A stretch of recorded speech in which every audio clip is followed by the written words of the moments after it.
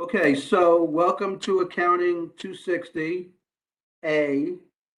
Um, so we're going to go, the plan right now is to go virtual to January 28th. So that would mean the 31st class, that Monday, will be live, is the plan right now. I will keep you up to date as much information as I know. I will send through announcements. So when I find out something, I'll let you know. Um, I am constantly, so you know, I'm constantly asking our dean and our department heads what's going on, if any decisions have been made. And no decision has been made yet to what to do after the 28th. I will try to let you know as soon as I do. Well, you will know as soon as I do. You may know before I do. I found out about us going virtual the same day you guys did. So that's how information flows to me here. So welcome again to Accounting 260. It's my understanding that everybody can see the Canvas webpage right now, so I'm going to talk about that a little bit. So what you have is a classic Canvas webpage. I do not have the syllabus yet, but you will have one by Monday, and it will be right here. And I also might do some stuff about me. So each lecture is set up as a module in Canvas. So the 17th lecture is set up as a module. Obviously, that's Martin Luther King's birthday, so we didn't have any classes. But all the modules are set up in the same way. So for instance, we're in the January 19th class. I give it a label of lecture 1B, that's the first week. Second class is B, obviously. The first class is A. And all my modules look the same. So if we're going to have a virtual class, there'll be a link to that meeting. Some of you use that to get to today's class. Some of you use the announcement. Some of you use the email. It does not matter. They all take you to the same place. Also, then the next section will be what we're going to be talking about, or the chapter. In this case, there is no chapter, so what we're going to be talking about. The next is going to be the lecture materials. So this is going to be a PowerPoint slide of my PowerPoint slides of my lecture materials. So you'll have access to that the day before the class. So if you wanted to, you could download those and look them over and see if you have any questions or whatever. The student notes thing is what I deem to be most important about the lecture, the things I want you to know about the lecture. So I'm actually providing you with notes. Now, if there's stuff that you don't understand that's not included in there, you need to take your own notes, obviously. But this is stuff that I need everybody to understand for that lecture. Each lecture will have that. Then any class exercise that we do in class will also be downloadable. So again, you'll have access to that the day before class. You can download them, look at them, try them out, see how you do, whatever. We're going to be spending time in class doing those. What I like to do is I like to break up the lecture a little bit by giving you something to do, because listening to me talk for 50 minutes, some of you might get bored. So I break up the class by giving you certain things to do, and then we go over them. So it seems to break up the class a little bit. I'm not talking the whole time and you're not listening the whole time. You're interacting and doing something. It seems to me like a better learning environment. The next section is the additional learning resources.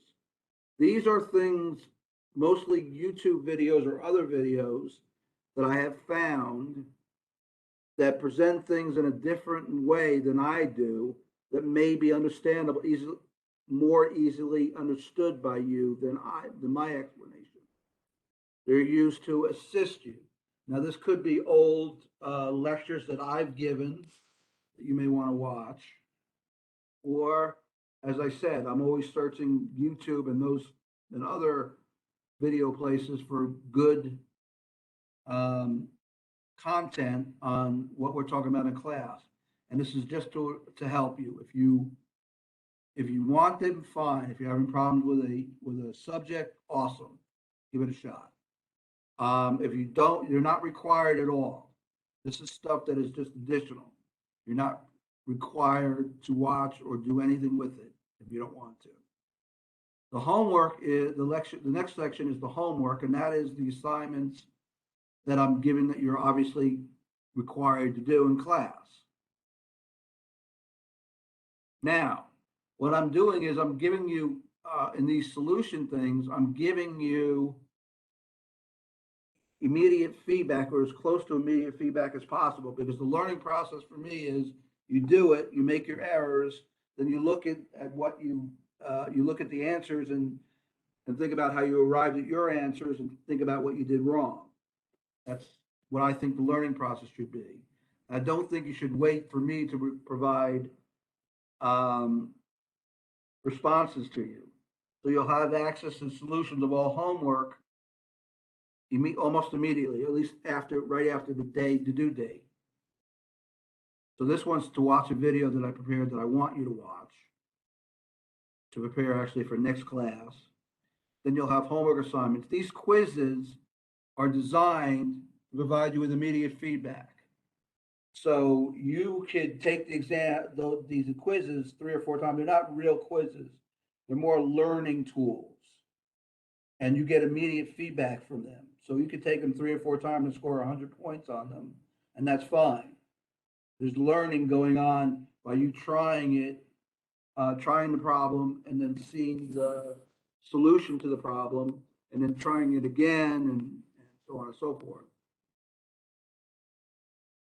Now, there are some exercises where the answers are given to you in the class, in the textbook. And I will reference those in the assignment. So instead of saying,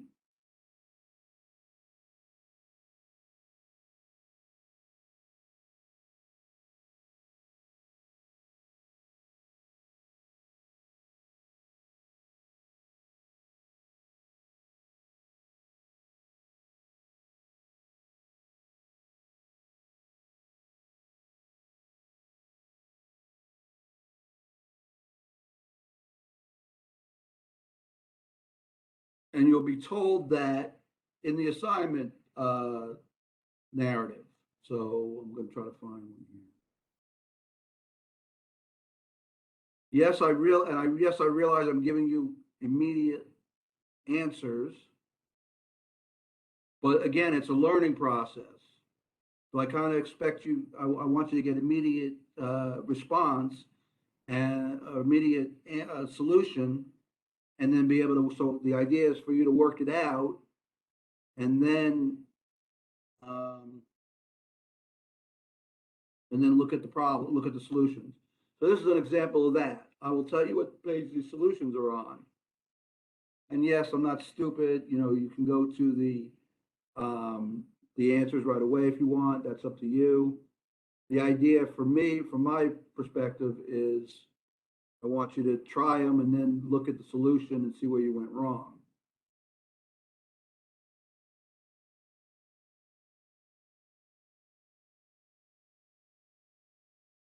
So we're going to get into the breakdown of your grading.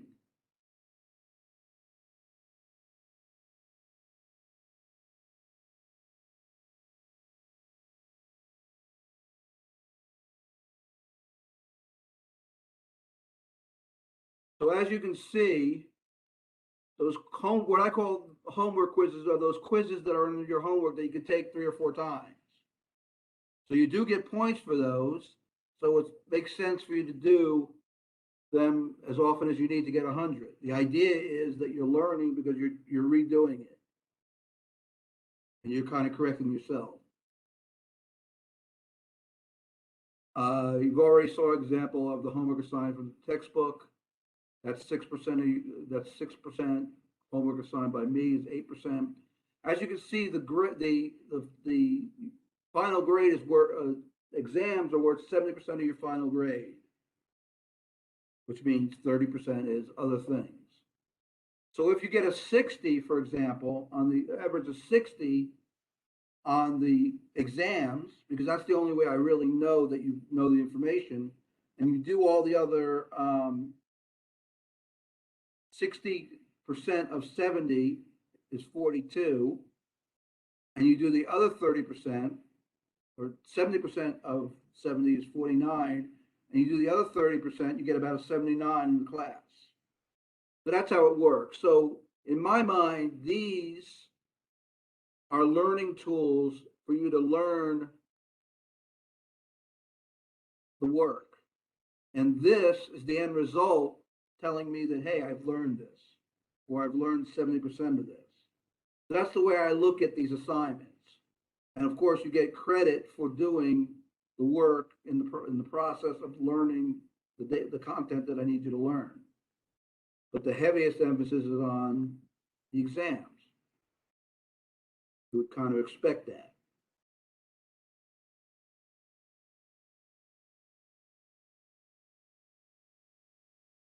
Now, if you hand in an assignment late, I'm going to take points off, but you still get points.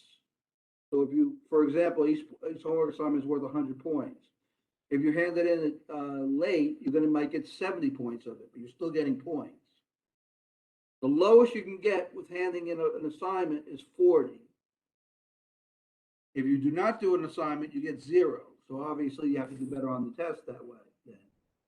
So there is benefit for doing the assignment. It's just you're not going to get full credit anymore. I used to give full credit. So if you talk to a former student of mine, I used to give full credit regardless of when you do it. But now that I'm giving you solutions with automatic immediate feedback, I need to penalize you a little bit for handing it in late because you can just easily copy the answer. So on my syllabus,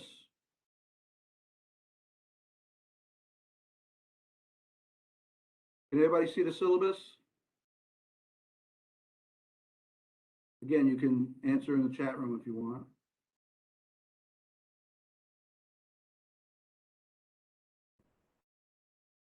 So this is the typical stuff that all of our syllabuses are made. The best way to contact me is through email. What I'll do is I will be giving you my office times in a little table here. This semester, we'll also have virtual help sessions, or whatever you want to call it, office. So for those of you who work during the day or are sports or whatever the case may be.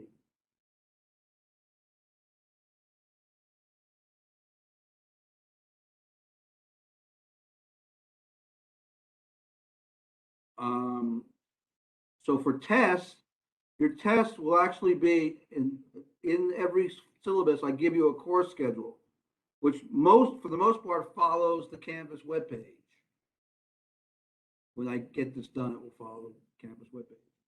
But as you can see, on 827, for example, there's a test. So that'll be in red. There'll be nothing here. That's how you know a test is coming up. I have not posted the syllabus yet. When I do post the syllabus, you'll be able to access it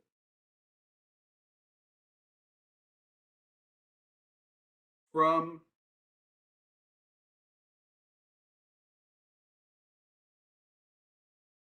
here, the course overview. I will also send you an announcement, just like the announcement for this meeting, and an email. I'll email you the syllabus when I finish it. So you'll have plenty of ways to get to the syllabus.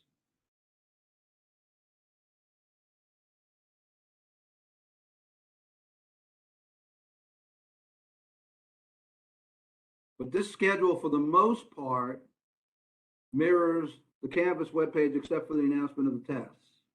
The reason is they're in the Canvas, but you're not going to be able to see them until the day before, because I only give you access the day before. So you'll be able to tell a test via the syllabus. You're going to say, oh, I know I have a test on 8/27, for example.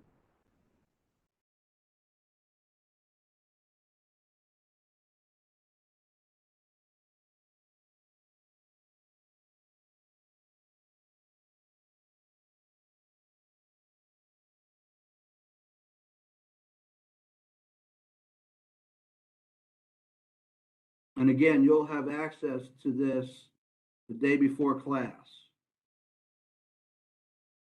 Does anybody have any questions or anything so far?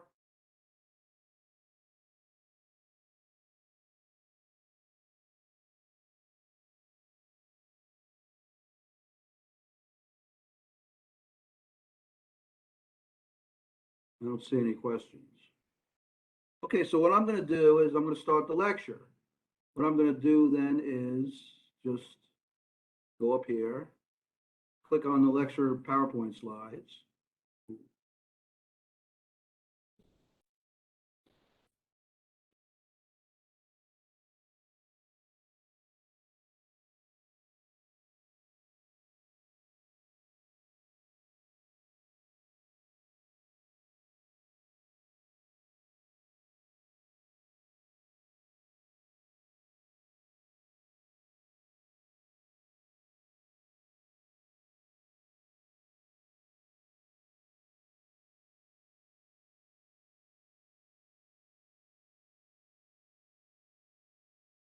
Okay, can everybody see the PowerPoint slides?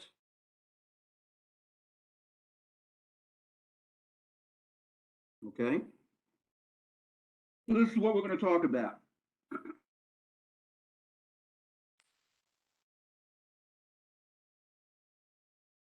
And the first thing we want to talk about in accounting is actually the way business formation happens, or the way businesses are organized. And you'll get this again in some of your basic management classes.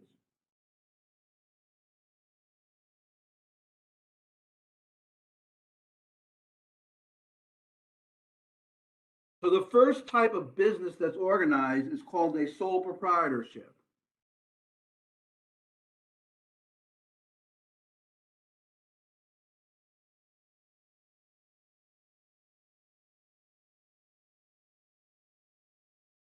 A sole proprietorship is simply a business owned by one individual. Most businesses that you see on the streets are and come in contact with are sole proprietorships, meaning there's one person that owns it. So, Joe Smith is a person who wants to open up a printing shop. So, in the case of a sole proprietorship, Joe Smith is Smith Printing. So, Joe Smith wants to do printing, and he opens up Smith Printing Shop.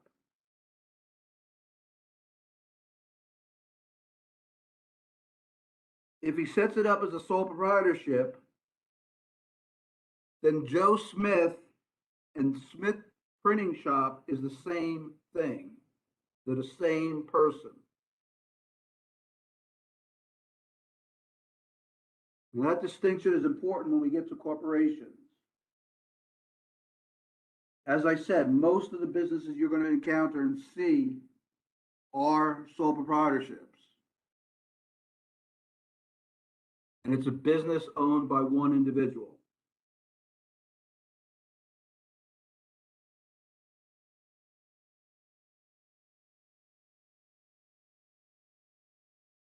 Important characteristics of a sole proprietorship: the owner has complete control of the business. He or she makes all the decisions. It's really easy to set up. All you really have to do is hang out a sign. So all Joe Smith has to do is get a sign that says Smith Printing Shop, get someplace to print is whatever he's printing, and he's set. In most states, you don't have to file anything with the government. In some states you do, but in most states you don't. And as I said, it's the most common form of business organization. But remember, I also said that Joe Smith is Smith Printing Shop. So there are some legal ramifications to setting up like this, setting a business up like this. For example, if Joe Smith starts Smith Printing Shop and somebody gets hurt in Smith Printing Shop, when they sue Smith Printing Shop, they can also sue Joe, since they're the same person. So for example, my wife has a cousin who started a bedding store in Virginia. And she set it up as a sole proprietorship at first, and she owned a house, her own home. If something happened in that bedding store where somebody got hurt or somebody wanted to sue her, they can ignore the fact that there's a bedding store and take her assets, her house, her own personal house. Because Joe Smith and Smith Printing are the same person or people. A partnership is simply a business, a sole proprietorship owned by two or more people. So you and a friend decide to go into business together. That's a partnership. Both of you are the same as the partnership. So let's say you name the partnership A and B partnership. So person A and person B start a B partnership. A is the same person as A B partnership, and B is the same person as A B partnership. Again, there's no distinction. So if you sue the business, you sue the owners. The owners are the business. Are there any questions so far?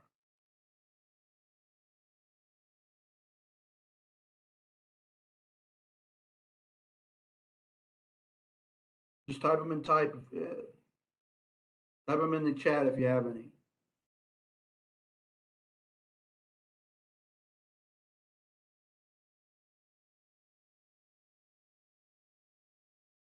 All right, now we're going to talk about a corporation. A corporation is a business organized as a separate legal entity that is owned by shareholders or stockholders. Now, what I'm talking about is now, let's say Joe Smith starts Smith Printing Corporation. Now, I need you to think about that as two separate entities. Joe Smith is one person, and Smith Printing Corporation is a completely separate person.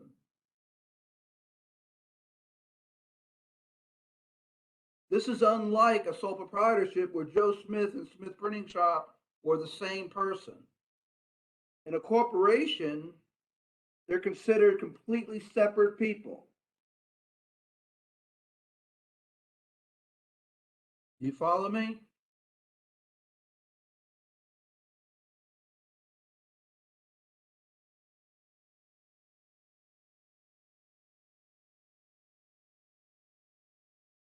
So the businesses we're going to talk about today in this class are based on the fact that everything's a corporation. It's two separate owners.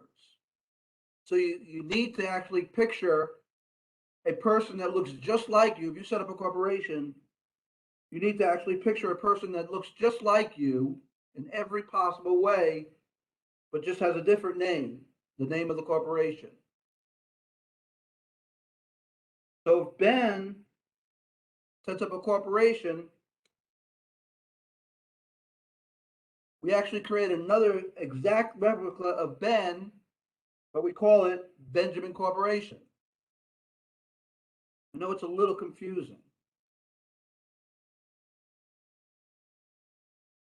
And I'm going to explain why that's the case in a couple of seconds.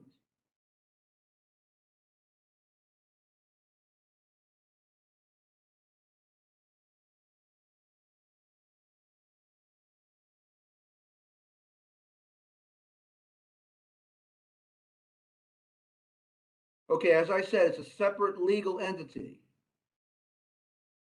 So let's go back to Joe Smith, setting up Smith Printing Corporation. Joe Smith is a person. And Joe Smith can't sell ownership in himself to anybody else. Nobody else can own Joe Smith but Joe Smith. Joe Smith can't separate himself. I'm talking about the real Joe Smith as a person. However, the entity that replicates Joe Smith, called Smith Printing Corporation, can. Because it's not a real person. So even though Joe Smith can't be owned by anybody, Smith Printing Corporation can be owned by other people.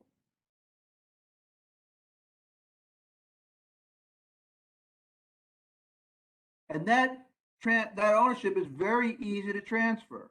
So let's go back a little bit to Joe Smith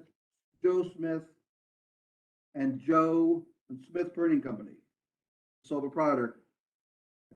Let's say Joe has been wanting his own business for 100 years, for a long time. He's been saving up, he's been saving up, he's been saving up. He finally got the money, and he starts Joe Smith Printing Shop as a sole proprietorship.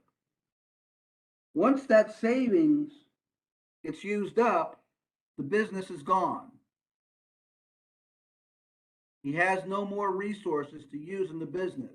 He also does not have any way of gaining any more resources except taking out loans and things like that. But that would be against his own personal thing. So once he runs out of resources, Smith Printing Shop as a sole proprietorship dies. So we say a sole proprietorship has a limited life, because once the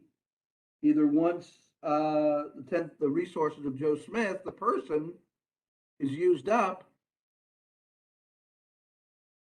the corporation can't do anything anymore. Or if Joe Smith, the person, dies, then the corporation is gone. The same thing with a partnership.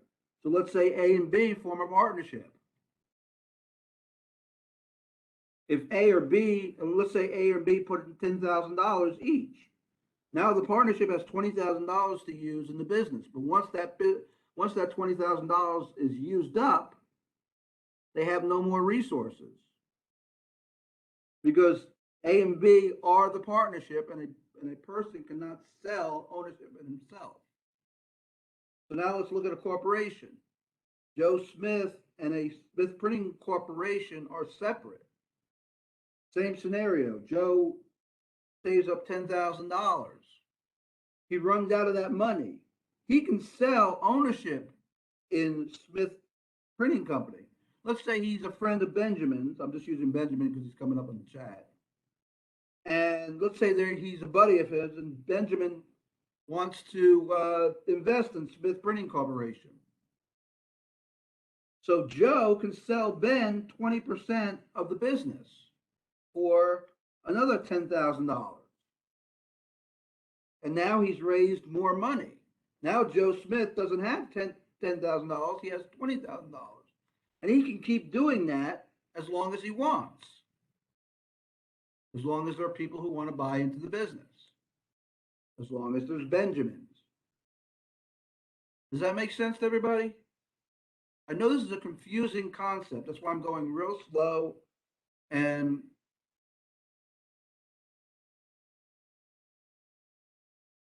is everybody clear? Does anybody have any questions?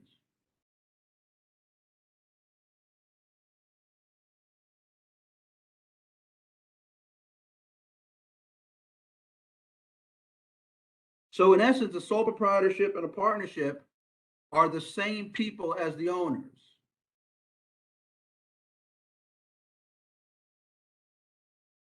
A corporation is a completely separate entity, which I can sell ownership in because it's an artificial entity. The reason I can't sell ownership in Joe Smith's sole proprietorship is because Joe Smith can't be owned by anybody. It's illegal to own another person in this country.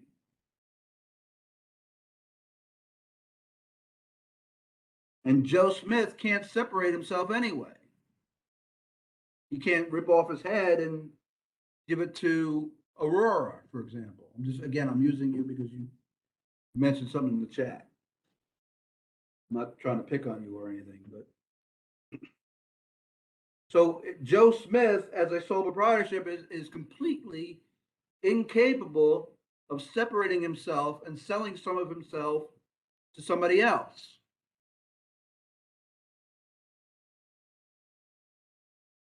However, Joe Smith, the corporation, as Smith Printing Corporation, can do that.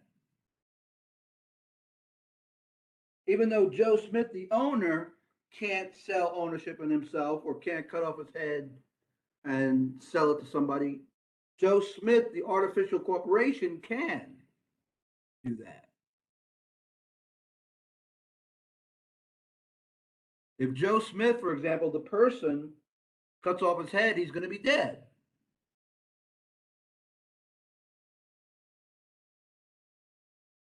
If Joe Smith, the corporation, cuts off a part of it, it's not going to be dead because it's on artificial, it's not a breathing person.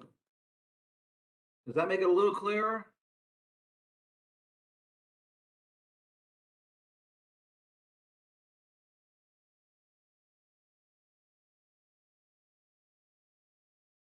All right, there's also reduced legal liability.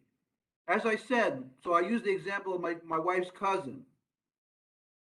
So as I said, when she opened up that bedding store in Virginia as a sole proprietorship, if somebody fell, or a child fell in the store and got hurt, let's not think about insurance and everything, but let's just think about real injuries. They could sue her, and since she is the same as the bedding store, they could take her house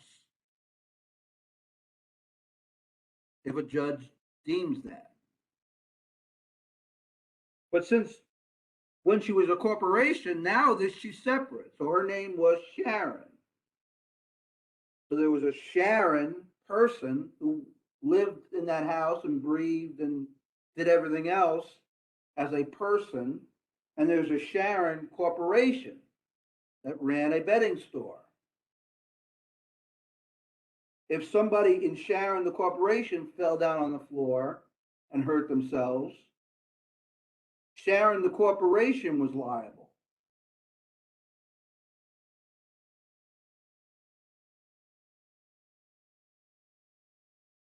And the person can only go after any of the assets in Sharon, the store. Now, yes, Sharon, the person, managed and owned Sharon, the store. But from a legal perspective, they couldn't sue her and take her home and car and retirement and all that other personal assets that she um, accumulated in her life. The same thing with Joe Smith. Smith opens up Smith Printing Corporation and somebody gets hurt, that person can only, and I know it's morbid talking about people getting hurt, but they can only sue the corporation. They can't sue Joe Smith. So let's say Joe Smith is married, has kids, has a nice home in outside of Memphis, somewhere else in Memphis, and lives there with his kids and everything. The corporation, nothing that the person that was hurt in Smith Printing Corporation can't take or do anything to Joe Smith's house. That will remain for the kids and everybody, and Joe Smith can continue living there and all that fun stuff. It's also a separate legal entity for accounting purposes, which is what I'm getting to. I need you to think during this whole class of the corporation as separate from the person.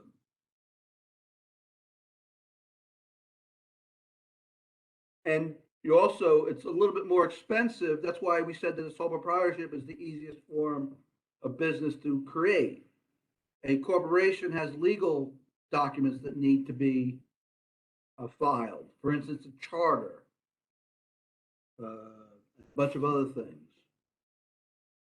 that need to be filed, which need to be drawn up usually by a lawyer who costs a lot of money. And you need to pay fees to the state and all those kind of things. So most of the time, almost all the time, a corporation is more expensive to create. So let's go back to a scenario. Joe Smith wants to own a business, but he's not sure whether or not the business is going to create income for him or not, or it's going to be successful. So he wants the cheapest way to create a business. So instead of filing all those legal papers that he has to file to be a corporation, he just hangs out a sign, which he can get for $100, let's say. Because he's not sure whether the corporation is even going to be successful or not. So he wants to spend as least money as possible on creating the corporation, which makes sense. So he selects a sole proprietorship.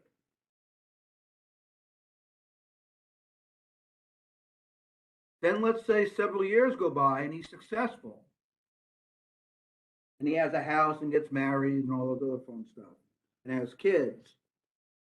Now he wants to turn the sole proprietorship into a corporation.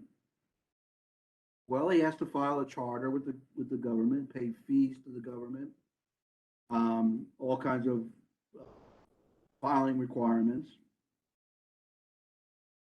So it's harder to create a corporation than it is a sole proprietorship. Like I said, a sole proprietorship or partnership, I just hang out a sign, Charles Seaman County or Charles Seaman Printing. To form a corporation, I have to file legal documents. Now, the term stockholders and shareholders are used interchangeably, especially by me. They're the same thing. A shareholder or a stockholder is somebody who owns stock in a business. So again, let's go back to Joe Smith, starting Smith Printing Corporation. Joe Smith, if he owns 100% of Smith Printing Corporation, is the shareholder or stockholder. Now, we gave you the scenario where Ben, from our class, buys 20% of Smith Printing Corporation. Then Ben is a stockholder or shareholder, and also Joe Smith. So Joe Smith owns 80% of the business, and Benjamin owns 20% of the business. They're both stockholders and shareholders.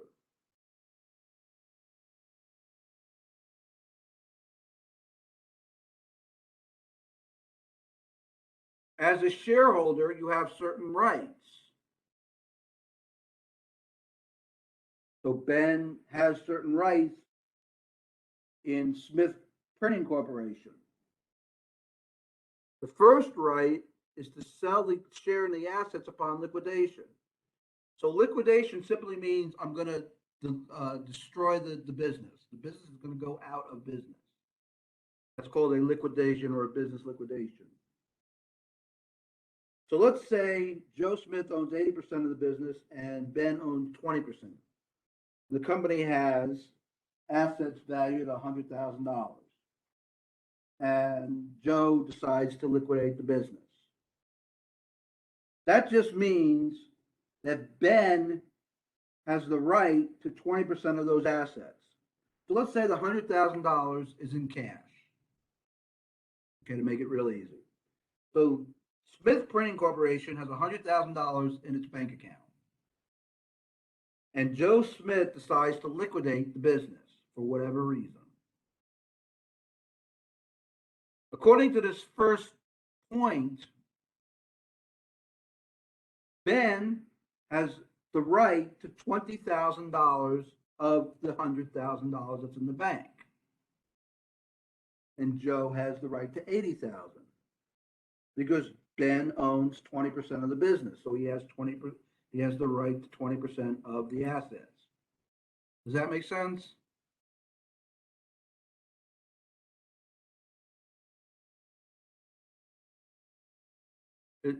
For those of you who are confused, is it getting a little clearer? Am I beating a dead horse?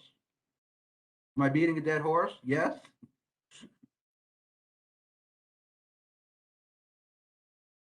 Pedro, what's the matter? Oh, okay, you're saying no, I'm not beating that.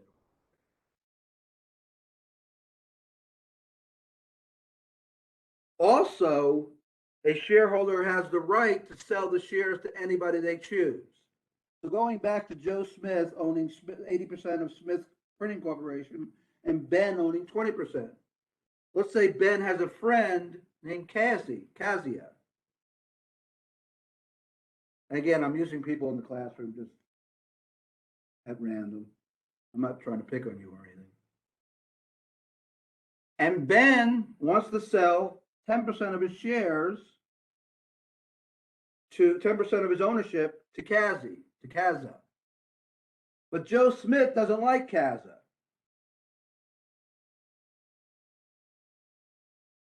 And doesn't want Ben to sell shares because he doesn't want Kaza to be an owner in the business, the Smith Printing Corporation. Joe Smith has no say in that. Ben can sell them to Kaza, and Joe Smith has nothing to say. That's what that second point means. Kaza's an owner whether or not Joe Smith wants her to be an owner or not.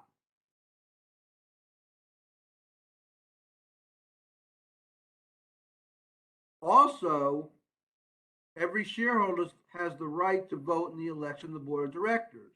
So board of directors are simply those owners, a coalition of those owners that run the business. So they're on top of the president of the business. The board of directors are really just a bunch of owners who run the business, who make decisions for the other owners of the business. So let's say Joe Smith, Ben, and Kazi are all owners. Joe Smith owns 80%, Ben owns 10%, and Kazi owns 10%. And all of them are on the board of directors. Well, let me back up a little bit. Each one of them has the right to vote for somebody that they want on the board. So let's say Joe Smith, let's say we're looking at Fred as the board of directors, as one of the board of directors. Even though Fred is not an owner, he can still be a board of director. Let's say Smith loves Fred, but Kazi and Ben don't. Smith has 80 votes. Kazi and Ben have 10 each. So what's going to happen, obviously? Fred's going to become a board of director. Because even though they all have the right to vote, Smith has more votes because Smith has more ownership.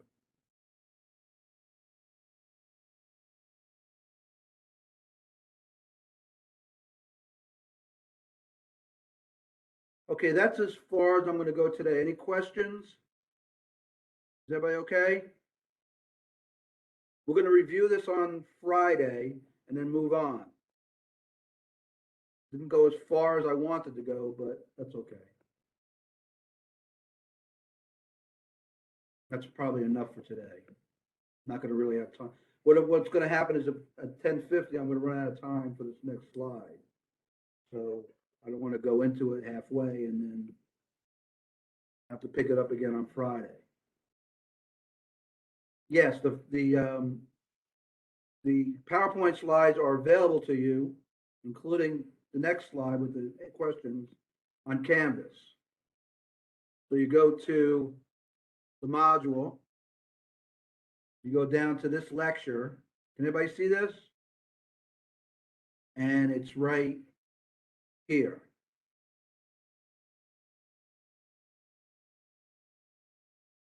And then if you want, you can try this exercise of types of business. It basically just tries to clarify types of businesses. And we'll pick up more on this on Friday. I'm going to check whether or not the bookstore has the correct book right now. I didn't get a chance to do it yesterday. I'm going over there right now before it rains actually open. So I will send an email announcement whether or not later this afternoon, whether or not they have the right book or not.